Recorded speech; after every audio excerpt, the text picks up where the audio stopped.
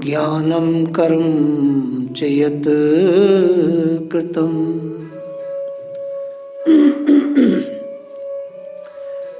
इंद्रियों की वृत्तियां ही उसकी सखियां और प्राण अपान व्यान उदान समान रूप 5 वृत्तियों वाला जो ये प्राणवायु है, यही शरीर रूपी नगर की रक्षा करता है और ये हम सबका अनुभव है। प्राणवायु मात्र इस शरीर में 1 से 1.5% है और वास्तव में ये सर्प के समान है। क्या सुंदर युक्ति दी है श्रीमद् भागवत में। सके स्तद वृत्त है प्राण पंच वृत्ति थोर गह सख्या इंद्रगणा ज्ञानम कर्म चे यत् कृतम।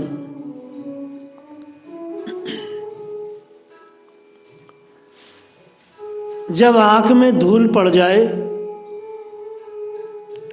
दिखाई देना बंद हो जाए, तो वैसे ही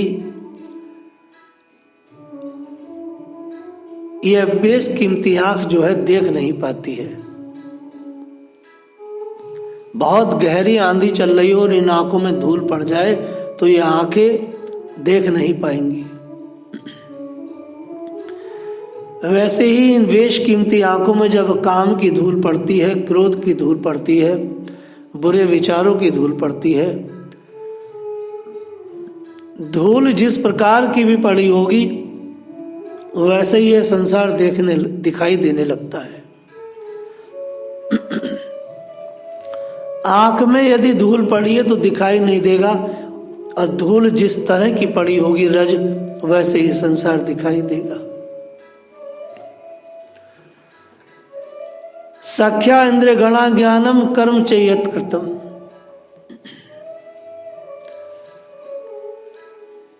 पांच प्राणवायु शरीर की रक्षा करती हैं, शरीर को जीवित रखती हैं। लोग दुख का आयोजन करते रहते हैं।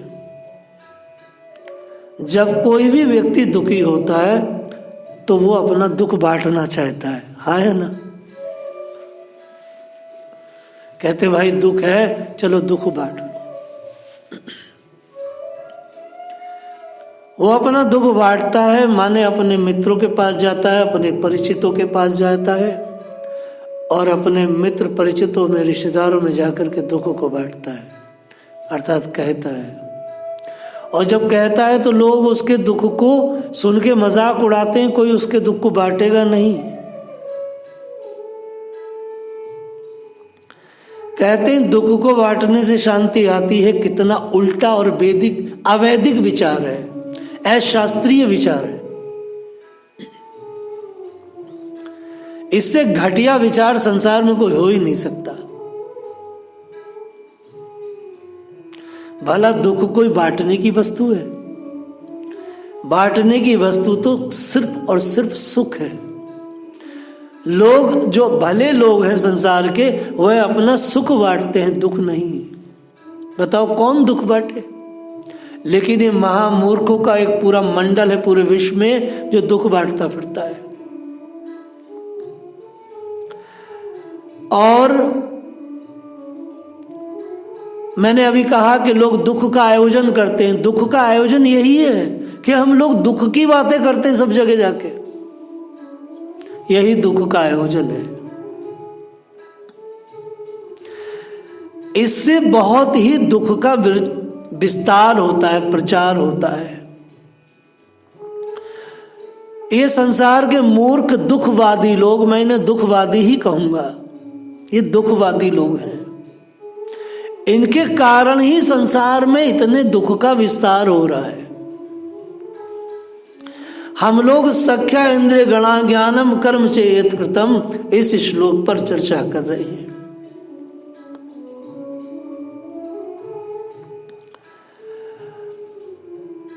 संसार के जितने भी जाने माने मनोचिकित्सक हैं, जितने भी बहुत ही स्पेशलिस्ट हैं चिकित्सा में, उनका कहना है जितने भी लोगों को दुख है, जो लोग कह रहे हैं हमें दुख है, हमें ये रोग है, मनोचिकित्सकों का रिसर्च है कि उनमें 70% झूठे दुख हैं और झूठे ही रोग हैं। किसी को रोग नहीं, 70% झूठे रोग हैं और झूठे ही दुख हैं, जिनका सत्य से कोई सराकोर नहीं है। और यही बात महाभारत में भी कही गई है। झूठे अहम के कारण ही सारे दुख और रोग हैं। संसार में दुख यदि है भी तो उसको खुद से, अगर दुनिया में दुख है किसी भी व्यक्ति को तो उससे खुद से कहो, खुद को सुनाओ, खुद को सुनाओ, खुद से पूछो कि मैं दुखी क्यों हूं। जब खुद से पूछोगे तो अज्ञात ईश्वर अंदर बैठ के तुम्हें बता देगा, एड्रेस दे देगा। और यही बात श्रीमद् भागवत में माता कुंती ने मां द्रौपदी से कहा कि बहू, अपने दुख को केवल और केवल द्वारकाधीश के अलावा किसी से मत कहना। अज्ञात ईश्वर को जब हम सुनाएंगे अपने दुख को तो वो हमें सही समझ देते हैं। भगवान से जब अपने दुख शेयर करेंगे जो है ही नहीं, तो भगवान आपके चित्त में, आपके दिमाग में जवाब डाल देंगे, आपको सच्चा जवाब मिलेगा। सखे इंद्रिय गणा ज्ञानम कर्म चेयत कृतम। आचार्य सुखदेव कह रहे हैं ये जो वृत्तियां हैं इंद्रियों की, ये सखियां हैं और यही नीचे ले जाती हैं। 5 प्राणवायु जो शरीर में है ये फन के समान है, ये सर्प के समान है, यही इस नगर की रक्षा करती है। नगर जो शरीर है, ये कभी सुख मिलता है कभी दुख मिलता है। इसका कारण क्या है? वास्तव में अहंकार से पीड़ा मिलती है और अहंकार से ही सुख भी मिलता है। अहंकार बड़े मजे की चीज है, मैं लगातार इस पे बोल ही रहा हूं। अहंकार से पीड़ा मिलती है और अहंकार से ही सुख भी मिलता है। अगर कोई मनुष्य अहंकार को छोड़ना भी चाहे तो छोड़ नहीं सकता पूरी ईमानदारी से।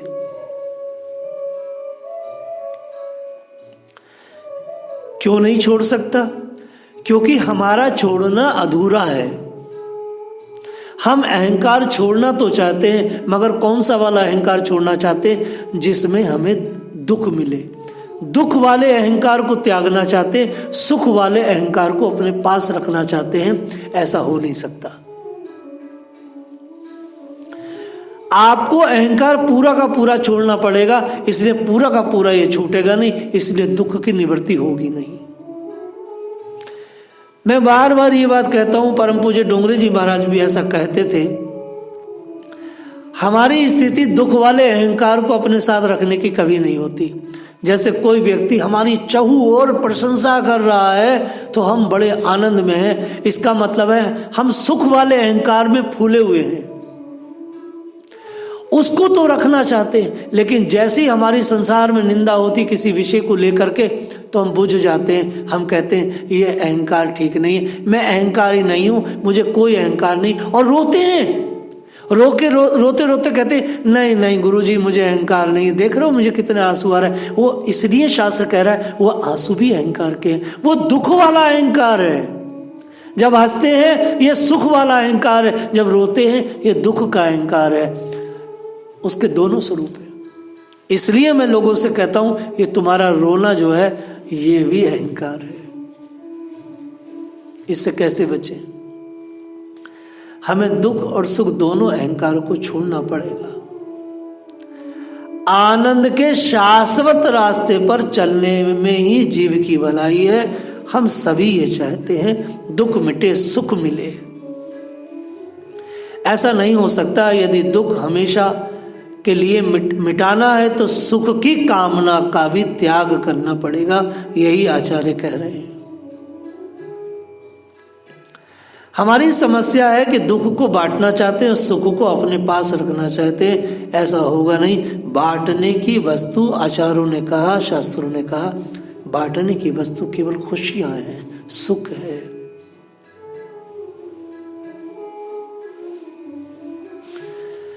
मैं आपके सामने श्रीमद् भागवत गीता इत्यादि, भक्तमाल इत्यादि को वर्णन करता रहता हूं, आप लोग सुन रहे हैं मुझे। जो घटनाएं, लीलाएं हजारों साल पहले घट चुकी हैं। श्री कृष्ण 5,500 वर्ष पूर्व हमारे पास थे, तो मुझ में और श्री कृष्ण में 5,500 वर्ष का अंतर है। मुझ में और भिन्न भिन्न ऋषियों में 1000 साल का, किसी में 500 सालों का, मीरा जी में और मुझ में 550 साल का अंतर है। गोस्वामी तुलसीदास में, आदि आदि नाभाजी, सब में अंतर है। ये जो फासला है लाखों वर्षों का, हजारों वर्षों का, लाखों आचार्य, लाखों मुनि जन आ चुके हैं। लगातार लोग आ रहे हैं, ऋषि गण आ रहे हैं और भागवत और गीता इत्यादि पर बात करते रहते हैं। सब बात करते हैं, मैं भी आपके सामने बात कर रहा हूं। और सभी आचार्यों ने अपनी समझ से कुछ ना कुछ दिया है। मैं उन्हीं को समेटकर आज के परिवेश के हिसाब से आपके सामने उन्हीं बातों को रखता हूं, उन्हें अपडेट करके। कैसे वर्तमान परिवेश में, वर्तमान वातावरण में, वर्तमान युग में उन प्राचीन ऋषियों की जो विधाएं हैं वो किस तरह से वर्तमान के हमारी नई पीढ़ी उनको अंगीकार करे, उस तरह से मैं आपके सामने प्रस्तुत करने का प्रयास करता हूं। अर्थात ऋषियों की वाणी को आधुनिकता की ओर, समाज में जो जरूरत है सबसे बड़ी, कैसे ऋषियों की वाणी को नई पीढ़ी के दिलों में और दिमागों में बिठाया जाए, इनकी उपयोगिता किस तरह से प्रसारित की जाए, उसको मद्देनजर रखते हुए मैं बात करता हूं। क्योंकि इनकी उपयोगिता जब भी बनी रह सकती है जब हम इनकी आध्यात्मिक जो जरूरतें हैं मनुष्य मात्र की, जब तक हम उन्हें अपडेट ना करें। और यही ऋषि परंपरा है हमारे यहाँ, हर 100 साल में, 200 सालों में इन सारे शास्त्रों को अपडेट किया जाता है। कुरान वहीं की वहीं है, बाइबल वहीं का वहीं है, क्योंकि वो सब झूठे ग्रंथ हैं, वो झूठे हैं, सब मक्कारी से भरे हैं। उनमें अपडेट करेंगे क्या वो लोग? कुछ नहीं कर सकते। हमारी संस्कृति मुसलमानों की तरह जड़ नहीं है। हमारा चिंतन स्पष्ट है, खुला हुआ है, एकदम खुला हुआ। इसलिए हम पुराने होकर के भी हमेशा नए लगे रहते हैं, बिल्कुल नए, एकदम नए।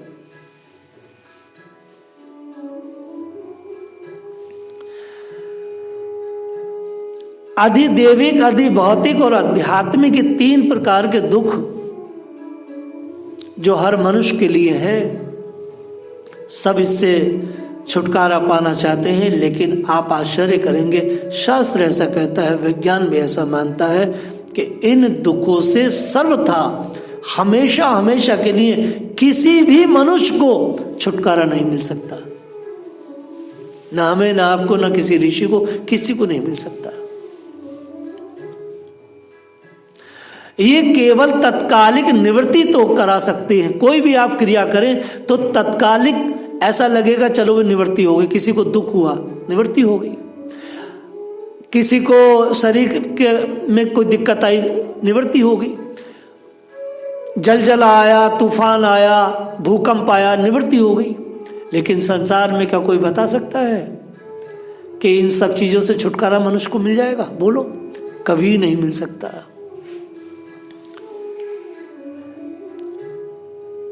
वे तो ऐसा जान पड़ता है जैसे सिर पर कोई बाहरी बोझा हो और बोझा ढोने वाला पुरुष जो है उसे कंधे पर ले जा रहा हो और रख दे,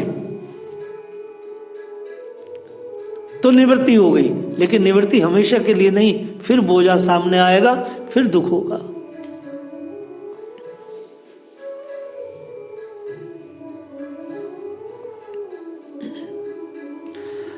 जिस प्रकार स्वप्न में होने वाला स्वप्नांतर उस स्वप्न से सर्वथा छूटने के का उपाय नहीं है, उसी प्रकार कर्म फल भोगों से सर्वथा छूटने का उपाय केवल कर्म ही नहीं हो सकता, क्योंकि कर्म और कर्म फल भोग दोनों ही अविद्या युक्त होते हैं।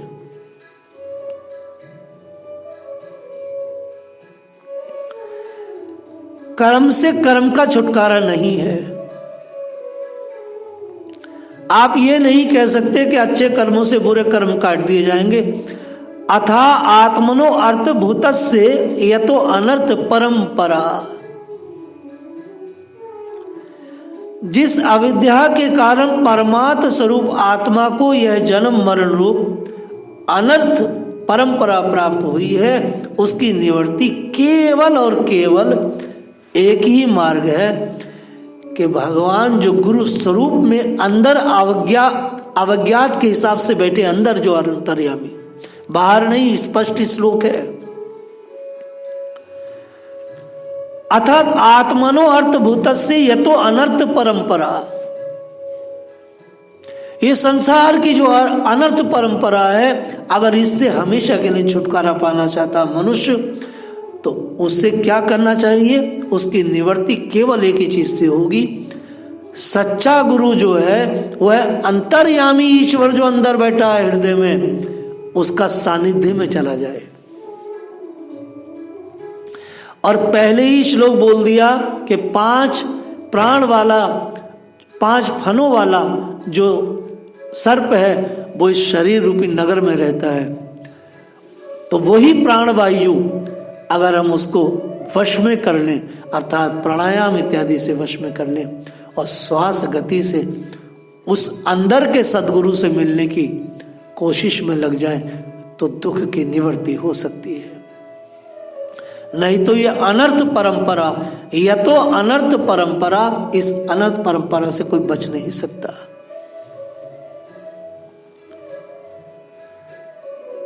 एकाग्रता पूर्वक सम्यक प्रकार से भक्ति भाव ज्ञान वैराग्य का आविर्भाव कहां से होता है? सिर्फ हृदय से।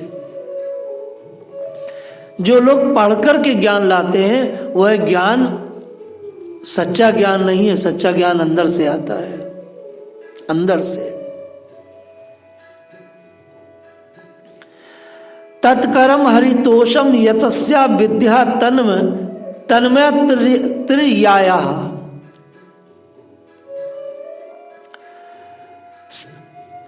तत्कर्म हरितोषम यत्स्या विद्या।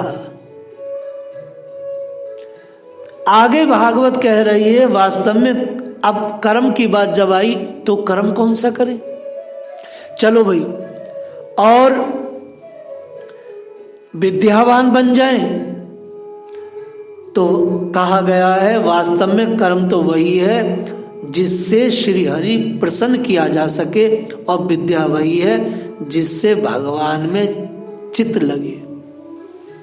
आजकल के लोग कहते हैं हम विद्यावान हैं, तो आपकी विद्या निष्फल है। शास्त्र कहता है विद्या श्रेष्ठ वही है जिस विद्या से भगवान में मन लगे, और कर्म वही है जिस कर्म से ठाकुर जी प्रसन्न हो। आप कोई सा भी कर्म करें, लेकिन आपके कर्म से अगर परमात्मा नाराज है तो वो कर्म नहीं है। फिर कर्म श्रेष्ठ वही है जो ठाकुर जी प्रसन्न हो, और विद्या वही श्रेष्ठ है जिस विद्या को अर्जित करके भगवान में चित्त रमे। नहीं तो भगवान में चित्त नहीं रम सकता। सारा खेल प्राण वायु का है, सारा खेल प्राण वायु का है। अगर हम प्राण वायु को, भगवान बुद्ध ने एक बड़ी सुंदर बात कही,